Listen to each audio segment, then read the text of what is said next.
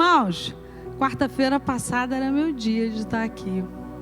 Mas o Senhor, Ele sabia que o pastor tinha que vir na minha frente. Porque eu tinha que dar continuidade na palavra que ele ministrou aqui na quarta-feira passada. Então, continuando falando aqui dessa série, né? Sua nova realidade.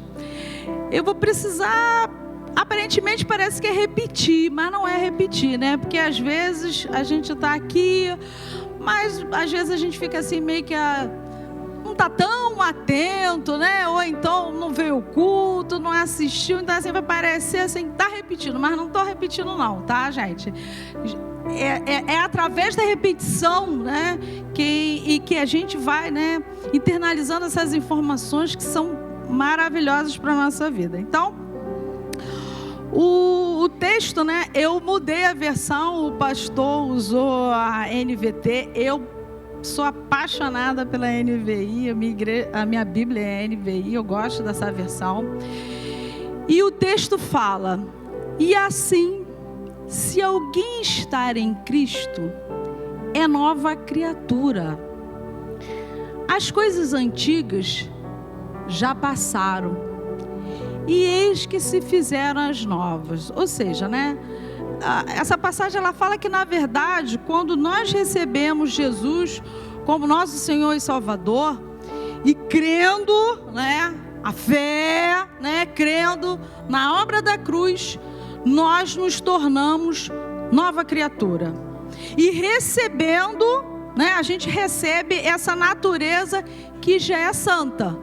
Ou seja, santo, natureza de Deus. E de quem é esse mérito? É nosso? Não. Esse mérito é todo exclusivo de Jesus.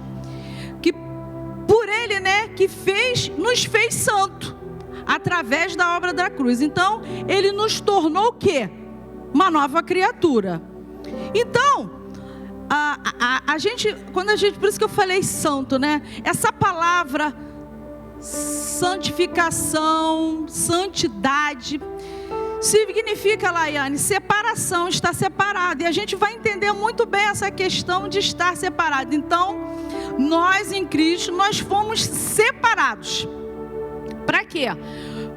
Porque a gente vai ver mais adiante, né, as duas realidades.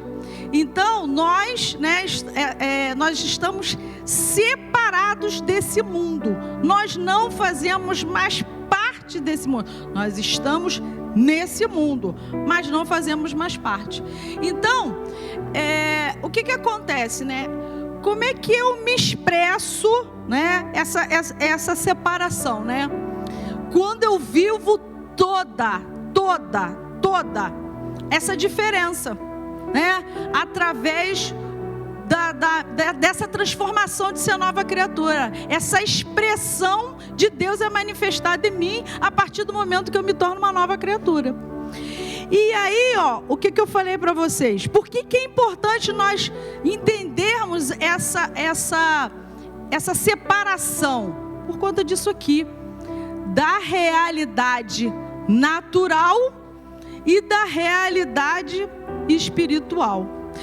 Mas vamos aqui, um versículo que fala, 2 Coríntios, capítulo 4, no versículo 18, diz: assim, fixamos os olhos não naquilo que se vê, pois o que se vê é transitório, mas o que não se vê é eterno. Irmãos, a realidade natural é a velha criatura. São os olhos naturais, né? É aquilo que a gente está vendo, são os nossos sentidos, né? É a velha criatura. E a realidade espiritual é a nova criatura, é a palavra de Deus, é aquilo que nós cremos por fé. Então, o que já foi falado aqui, né? César, a liberdade, né? O pastor já falou tantas coisas aqui, mas esse denominador aqui é a fé. Sem a fé, não existe essa realidade espiritual. Então olha só, o que a palavra diz é nós não atentarmos para as coisas que a gente vê, que é o quê? A realidade natural, mas aquilo que não se vê, porque o que nós vemos é transitório. Ou seja, nós não envelhecemos? Nós envelhecemos todos os dias. E a gente vem adquirindo, Diogo, ao longo do tempo, conhecimentos, mas que eles são o quê? Mutáveis. O que uma lei há 1000 anos, hoje, ela pode ser totalmente alterada, mudada. Mas a palavra de Deus, não. Essa é o quê? Essa é absoluta. A palavra do Senhor nos renova todos os dias, mas ela foi e será, ela não muda. Então, nós vivemos aqui. Aí eu vou colocar aqui essa passagem aqui, que ela vai falar exatamente o que eu estou colocando aqui para vocês. 2 Reis 6, no versículo 15. O servo do homem de Deus levantou-se bem cedo pela manhã e quando saía, olha lá, ele viu, realidade natural, que uma tropa com cavalos e carros de guerra havia cercado a cidade. Então ele exclamou: ah, meu senhor, o que faremos? Resposta: o profeta, saiu Eliseu. O profeta respondeu: não tenha medo, aqueles que estão conosco são mais numerosos do que eles. Ou seja, ele estava vendo o quê? Com os olhos espirituais. Olha lá, no 17, Eliseu fez o quê? Ele orou. Senhor, abre os olhos dele para que veja.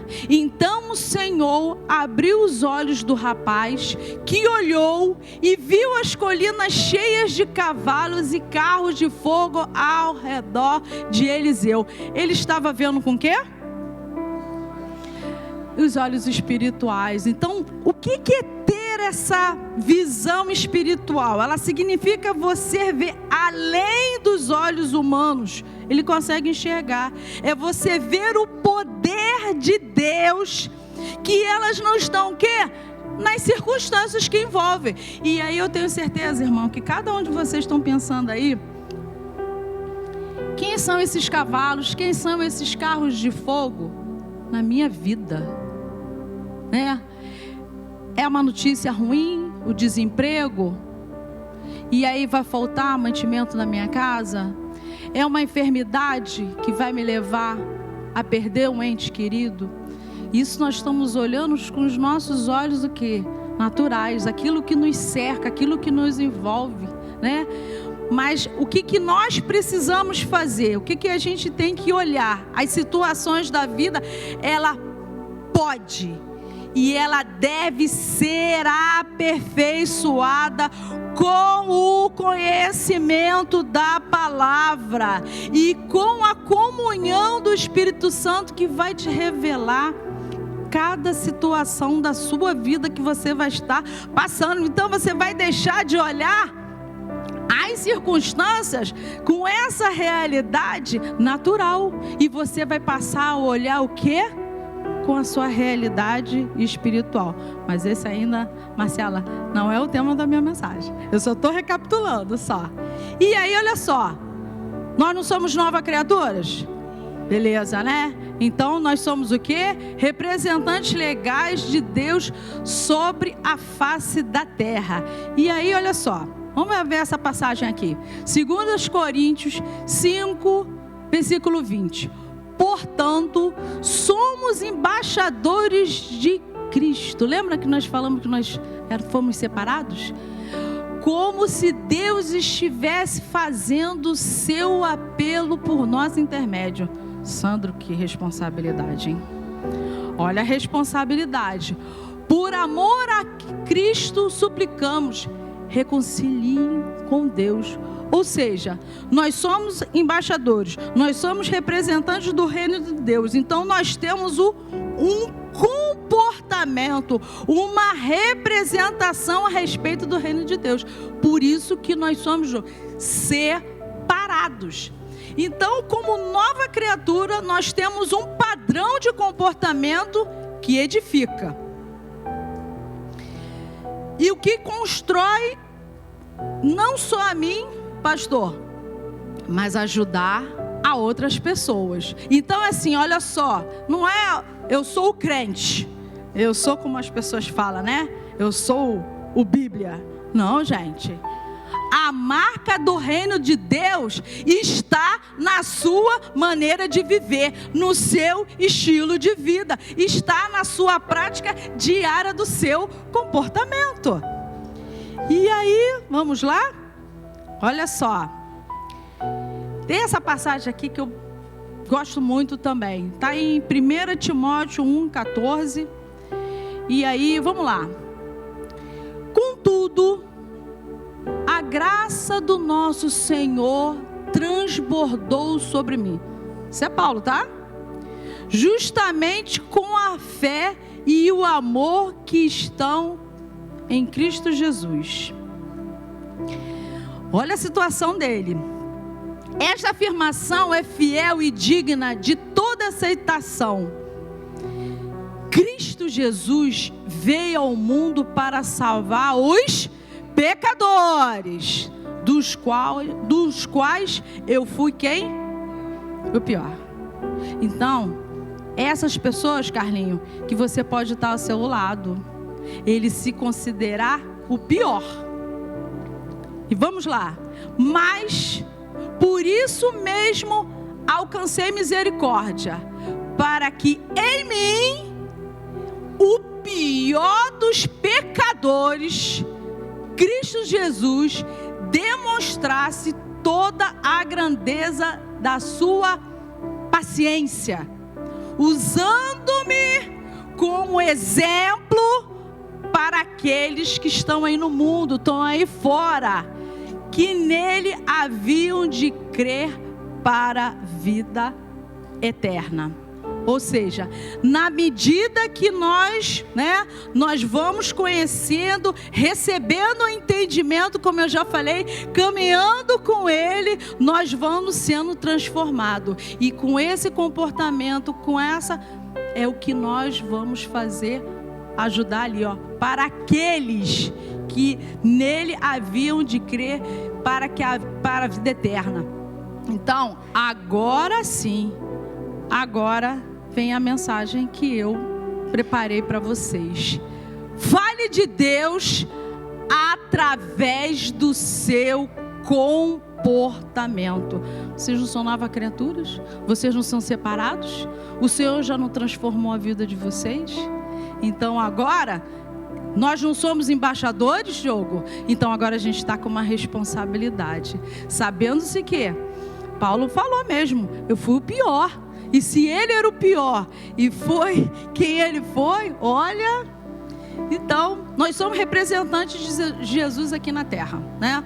E como tal, nós temos essa condição, o nosso comportamento, Janete, de expressar esse amor. Nós somos embaixadores, então temos uma responsabilidade muito grande, que ele nos concedeu, porque eu acho que isso é um privilégio, pastor, nós termos essa oportunidade de, através de nós alcançarmos outras vidas, né, Gisélia? Então, vamos lá. Desenvolva o respeito. Então, olha, aqui para quem vai continuar pregando, Laiane, tem assunto aí, né? Eu escolhi 4, né? Desenvolva o respeito, né? Como é que a gente vai falar a respeito disso daí? Então, o Lucas vai até colocar aqui um versículo que a primeira vez que todo esse material, quando eu fui lendo, e a gente vai estudando, E aí eu procurei, Janete, da seguinte forma, né? Como é que a gente entende o respeito para aquela pessoa, como Paulo, que era o pior, né? É a gente honrar essa pessoa, é a gente tratar ele com dignidade, né? A gente tem que tratar essas pessoas, e aí a gente tem que vir com pensar, né? Como é que a gente vai tratar essa pessoa com honra e com dignidade? Ele diante de uma discordância, porque vai ter pessoas que nós estaremos passando para ele, né? Aqui, sentadinho no meu colo, senta aqui, Janete, senta aqui, vamos tratar aqui, nós dois aqui. Mas ela muitas das vezes não vai tratar você com tanta honra e com tanta dignidade. Mas cabe a você que você é separada, você é transformada. Então é imprescindível, né, a gente ensinar a palavra de Deus com as nossas atitudes. É fundamental. As nossas atitudes vai falar muito mais do que simplesmente a gente ensinar com palavras. Nós temos que ensinar com os nossos comportamentos e com as nossas atitudes. Então a gente precisa fazer isso de uma forma respeitosa, procurando não maltratar ninguém.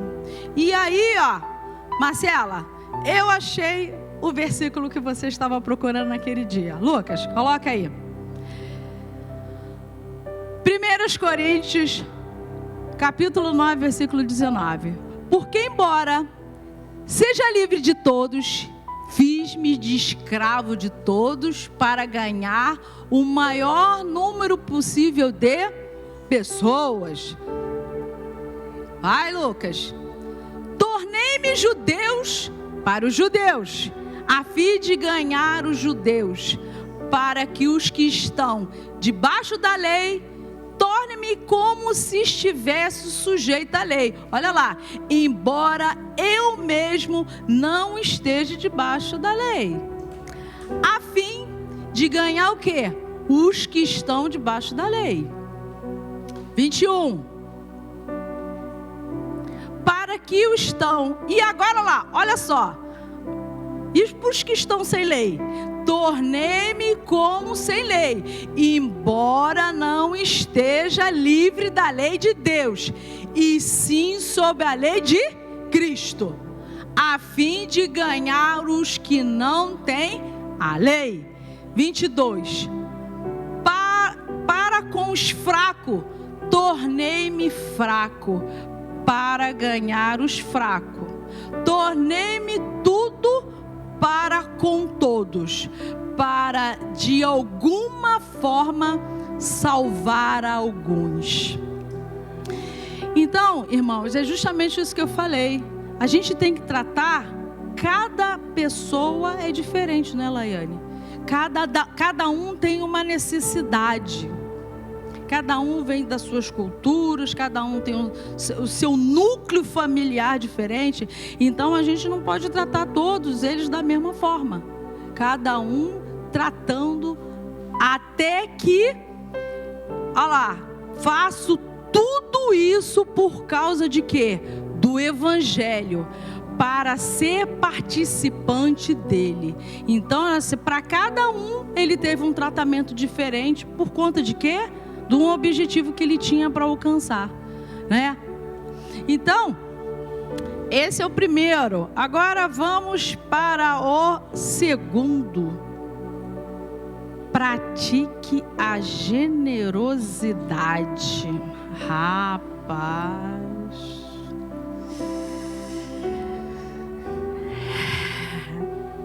Alguém falou aí que é forte, é mesmo. Ser generoso é você fazer algo nas suas atitudes que transmitam amor e bondade. E para mim, no meu ponto de vista, para mim, você ser generoso é quando você doa, o que você faz alguma coisa para alguém sem interesse pelo retorno. Então, você não vai trazer aquele irmão que é gerente de uma multinacional só porque o dízimo dele, né? Vai ser um dízimo. Não, gente. O nosso objetivo é alcançar almas, não é alcançar o bolso do irmão, não. A gente tem que olhar para aquele irmão com generosidade, porque olha só, Gisélia, um dia eu estive no mundo e alguém foi generosa para comigo, para que eu estivesse aqui. Aquela irmã, ela praticou de generosidade, ela fez algo por mim sem que eu pudesse fazer algo em troca para ela. Então, quando a gente vai pensar em ganhar almas para o Senhor, de ter aqui, a gente não pode só se restringir ao nosso pai, à nossa mãe, o nosso irmão, o nosso vizinho, o nosso amigo. Não.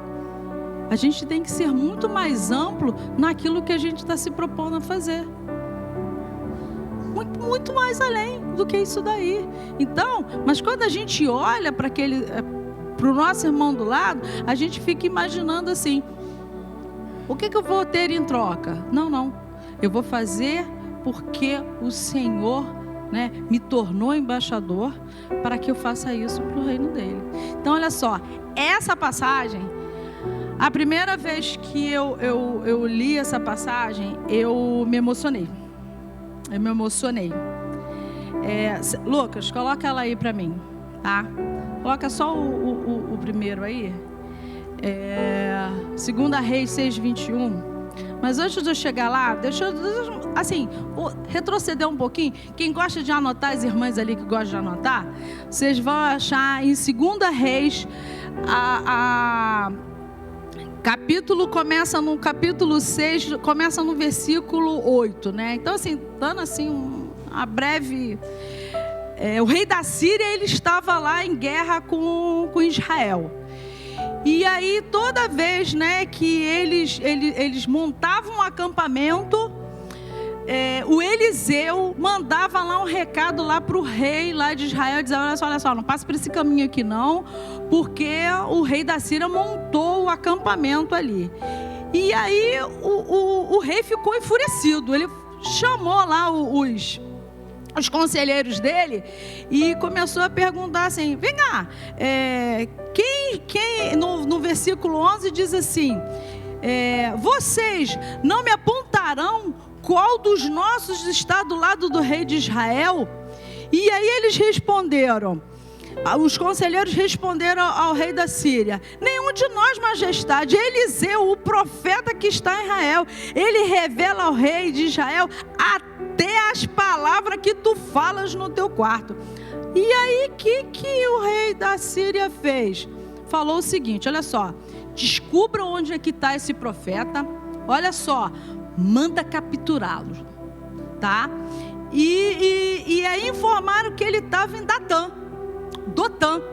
E aí foi aquela passagem, que é a primeira passagem que eu li para vocês lá, 2 Reis 6, 15 e 17, que é aquela parte, que o servo vê, os carros, tá bom. E aí, olha só o que acontece. Vamos lá. 2 Reis 6:21. Olha, gente, quando eu terminei disso daqui, os meus olhos estavam cheios de lágrimas. Quando o rei de Israel... E aí, o que acontece? Os soldados chegaram lá para capturar Eliseu. O que Eliseu faz? Ora ao Senhor, que cega eles. E aí Eliseu leva eles para Samaria. Esses soldados que foram lá para capturar eles. E aí, quando eles estavam em Samaria, o que aconteceu? Opa, eles retomaram a visão. Beleza, aí lá. Quando o rei de Israel os viu, perguntou a Eliseu: devo matá-los? Meu pai, devo matá-los? 22, Lucas. Ele respondeu: não. O rei costuma matar prisioneiros que captura com espada e arco. Ordena que lhes sirva comida e bebida e deixe que voltem ao seu senhor. Continua, 23. Então o rei preparou-lhes um grande banquete, e terminando eles de comer e beber, mandou-os de volta para o seu senhor. E assim as tropas da Síria pararam de invadir o território de Israel. Pergunto eu para vocês, Eliseu barganhou? Não, olha só, eu não vou matar vocês, eu vou tratar vocês com honra, vou tratar vocês com respeito, e aí em contrapartida, o que vocês vão fazer? Vocês vão parar de invadir o território de Israel? Não, ele não fez isso. Então olha só, ele praticou generosidade, sem esperar nada em troca. Então, é isso que a gente tem que olhar para o nosso irmão, e quando nós olhar para que, olhem com um olhar de generosidade, porque aquele irmão precisa de você, porque eles estavam ali cumprindo ordens, mas eles poderiam ter sido mortos. E aí, a gente agora vai falar sobre esse aqui, ó. Expresse o amor. Esse daí eu confesso para vocês que eu não preparei nada, porque eu lembrei muito de uma pregação que a Laiane fez aqui no Dia das Mães, que eu lembro que ela falou o seguinte, que o que mais está próximo do amor do Senhor é o amor de mãe. Só que, segundo a Laiane, né, é só um pedacinho assim, muito pequenininho, do que a gente tem como referência em relação ao amor que Deus tem para conosco. Então, quando vocês olharem para o irmão do lado, a gente não pode tirar esse pensamento santo da nossa cabeça. O que Jesus faria? Né? O que Jesus falaria? Qual seria o comportamento que Jesus expressaria para aquela pessoa ali, uma expressão de amor? Então nós temos que buscar essa semelhança de amor de Jesus, porque de todos é o que maior demonstrou amor por nós. Não éramos merecedores, ele deu a própria vida por nós. Que amor é esse? Que expressão maior de amor que há alguém abrir mão da sua vida por uma outra pessoa que ele não conhecia, mas ele fez isso por amor a nós. E aí esse vai ser fácil, tá, gente? Ó. E aí esse versículo que fala, né, em Romanos 12:10, dedique-se uns aos outros com amor fraternal, né? Prefiram dar honra aos outros mais do que a vocês, que é o que Jesus fez, né? Ensine a perdoar. Então olha só, gente, a dica de ensinar a perdoar é assistir a live do pastor Luiz, que já está na terceira, são 10 razões, né? 10 razões, né? Então olha só, está na terceira. Então olha só, o devocional do pastor Luiz, ensine a perdoar. Gente, perdoar é fácil? Gente, Jesus, é difícil demais esse trem. Olha só. Lembra que eu falei para vocês que a gente tem que falar com o nosso comportamento? E aí eu estava pensando, como é que a gente ensina, Carlinhos, ensinar alguém a perdoar? Se você está ensinando a perdoar e fala assim, eu não falo com a minha sogra há mais de 10 anos. Vem que eu ensino. Não, e aí você está lá, a pessoa está vendo ali o meu comportamento, a minha prática diária, né? Eu leio a Bíblia, eu vou à igreja, eu assisto devocionais, tá bom, mas eu não falo com a minha mãe desde o dia que a minha mãe se divorciou do meu pai. Como é que eu estou demonstrando, gente? Então olha só, você só ensina a pessoa que ela vai olhar e vai falar assim, quando ela vai olhar e ver o seu comportamento diante das dificuldades que ela passou, porque eu já falei, perdoar não é fácil, mas a pessoa Até porque era uma ordenança, perdoar, e ela cumpriu essa ordenança do Senhor e fez, ela vai olhar e falar assim: eu também preciso perdoar. Então, a gente tem que pensar no seguinte: em primeiro lugar, né, quando a gente estiver ensinando a pessoa lá sobre o perdão, a gente primeiro tem que ensinar o seguinte: o Senhor nos perdoou primeiro. A gente já tem que começar a ensinar: olha só, o Senhor te perdoou primeiro, tá? Porque senão, tá, esse trem ia estar ruim para você. Então, olha só, o Senhor te perdoou. Então, assim, perdoar, ela tem que ser algo visível. A pessoa, ela tem que presenciar na sua vida. Então, você vai ensinar, como eu já falei, na sua prática, nas suas ações. Porque senão a pessoa, só palavra, a pessoa não vai ter esse entendimento o que é perdoar. E aí, é uma coisa que eu já falei aqui antes. Gente, verdade sem amor é pedrada no quengo. Porque às vezes a gente precisa, porque amigo não é só aquele que cede o ombro para orar. Amigo também é aquele que fala a verdade para o outro aqui do lado. Vem cá, aqui. Então, muitas das vezes, a pessoa, ela está com dificuldade de perdoar porque ela não quer ouvir a verdade. E aí, quando você está do lado, você vai ter que falar a verdade ali. Mas aí, viu que tudo veio antes, né? Veio o amor, né? Veio a generosidade, né? Então, porque olha só, a gente não pode olhar para a pessoa como se ela fosse merecedora de punição. Jesus já não levou lá todos os nossos pecados? Já não levou? Então, em vez de você olhar para a pessoa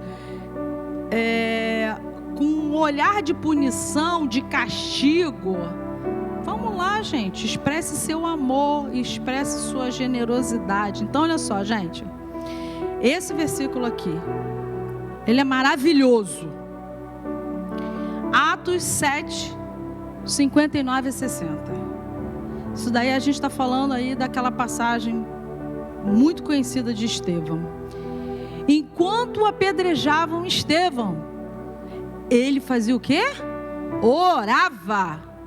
Ele estava buscando: Senhor Jesus, receba meu espírito. Então caiu de joelhos e bradou: Senhor, não os considere culpado deste pecado. E dizendo isso, adormeceu. Gente, essa é a passagem da Bíblia que mais se assemelha a Jesus, tá? Se você olhar a passagem, assim, ela é muito semelhante. Então, em vez de você... O que aconteceu com Estevão, né? E eu acho que também isso se remete pra gente, né? Em vez de olhar para eles, né? O que Estevão? Em vez de olhar para eles, que mereciam punição, castigo, o que Estevão, né? O que Estevão estava enxergando também? Eles eram vítimas, né? Eram vítimas de todo aquele sistema que afastou aquele povo de Deus e da revelação da Escritura. Então, eles eram vítimas. E ao reconhecer isso, Estevão, ele poderia o quê? Alimentar a dor para si mesmo. Não, o que ele fez? E que é o que nós faríamos, não é não, César? A gente, peraí, ia alimentar minha dor, né? Vida, azar. Não, o que Estevão fez? Estevão teve compaixão, teve misericórdia e pediu ao Senhor: Senhor, perdoa eles, não considera culpados desse pecado. Então é esse o nosso comportamento que nós temos que ensinar o nosso semelhante. Como é que faz para perdoar? Um dos maiores exemplos aí é Estevão. E aí, estou terminando, pastor. Essa frase aqui: nós somos costurados por outras pessoas. Essa é uma frase do pastor Paulo Canuto. Gente, o que quer dizer isso, Val? Nós vivemos lá no Alto Tibé, lá, A gente vive lá isolado? Não. A gente vive o quê? Em sociedade. Então, a todo momento, nós influenciamos e somos influenciados. Agora, lembra lá da natureza, na realidade natural e espiritual? Então, o que vai prevalecer, Sandro? Nós influenciarmos essas pessoas. Essa daí é o que é mais importante. E aí, o que a gente tem que influenciar?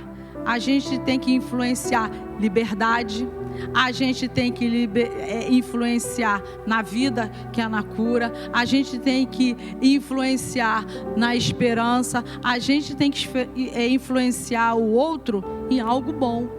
Então é isso que nos cabe, influenciar os outros. Por isso que a todo momento nós somos costurados por outras pessoas, mas cabe a nós aqui, ó, a gente fazer um lindo cobertor, né? Fazer algo maravilhoso e nós influenciarmos essas pessoas. Então, essa aqui é a palavra que eu trouxe para vocês essa noite. Sejamos influenciadores, né? Para o reino.